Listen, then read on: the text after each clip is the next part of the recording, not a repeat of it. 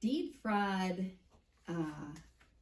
is, to me, one of the most devastating forms of fraud we have out there right now. And the reason is because it affects where someone lives, right? Or their generational wealth. Your generational wealth, your largest legacy, asset. Your largest asset. Yeah. Yes. And then let's add the additional layer on there that the primary victim of deed fraud, as with any fraud, is our elderly community.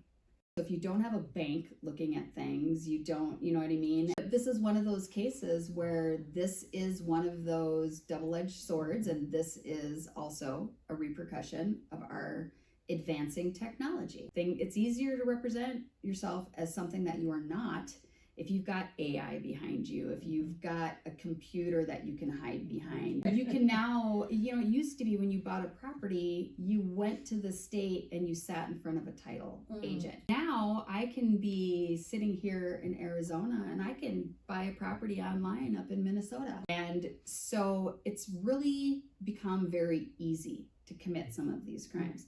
However, I'm an elected official, and part of my job is to do what I can do in my capacity to protect the community. So I do whatever I can in my office to try to keep this from happening. One of the places we recognized that was a weak spot was address changes. But we've been pushed into a situation where we are going to make this a little bit more difficult. And the reason is because bad actors make everything more difficult on everybody. However, I still need to protect everybody out there. And the way to do that is to make that address change process a little more difficult. And maybe not necessarily difficult, as more legitimate.